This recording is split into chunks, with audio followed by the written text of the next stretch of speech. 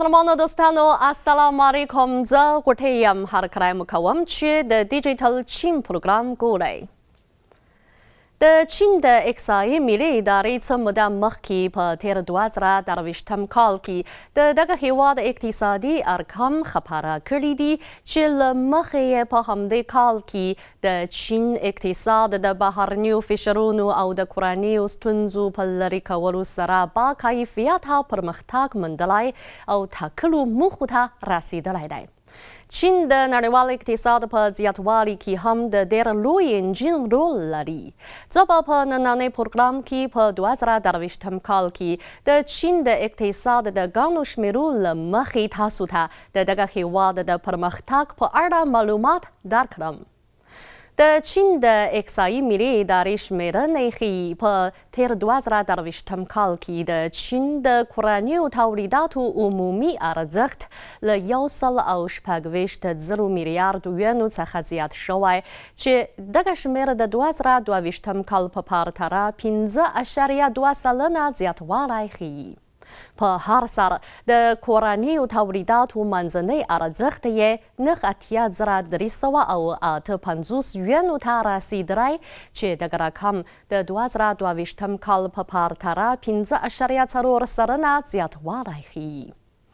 په همدې کال کې د چین مصرفي بازار هم ښه پرمختګ موندلی او د ټولنې د استخراجي توکو د پرچون د خرڅلاو عمومي اندازه یې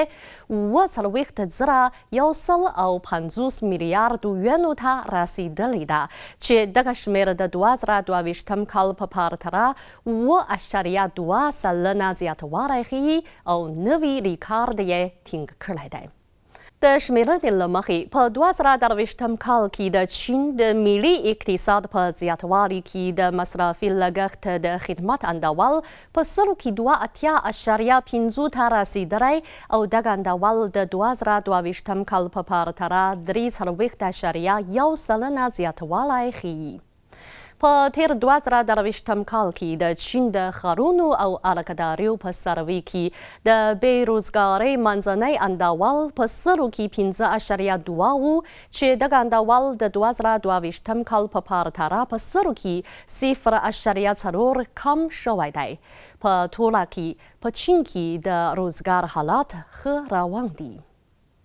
پرسره پردی په همدې کال کې د چین د هغو لویه پیمانه لرونکو صنعتي تصدیو تولیدي اندازې د 2022 کال په پرتله 4.6 زیاتوالی ښودلی چې کورنۍ ګټه یې له 10 میلیونو یوانو څخه زیاتې دي.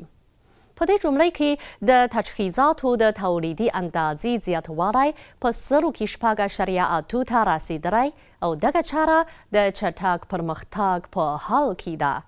په چین کې صنعتي جوړښت د ساینس او تخنیک د نوښت پر مټ ښه شوی او د پخوانیو صنعتي چارو د تعدیل بهیر پکې پیاوړی شوی او ستراتیژیکي نوې صنعتي چارې د چټک پرمختګ په حال کې دي. په 2023 کال کې د چین د مالونو د سوداګرۍ عمومي ارزښت 1,280 میلیارد یوانو ته رسیدلی چې دغه رقم د 2022 کال په پرتله په 0.2 زیات شوی دی.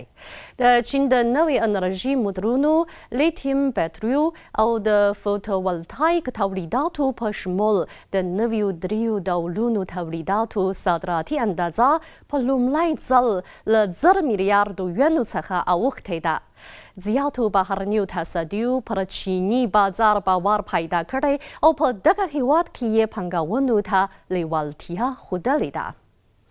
په 2023 کال کې د چین د اقتصاد د زیاتوالي اندول له 3 یا پخواني اټکل څخه لوړ شوی دی او په عموده نړیوالو اقتصادونو کې یې مخکښ ځای خپل کړی دی.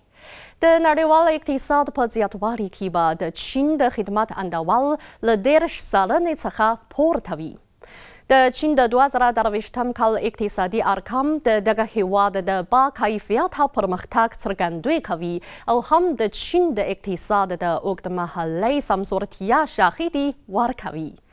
درنو دوستانو، نننی پروګرام په همدې ځای پای ته ورسید. بریالي اوسئ.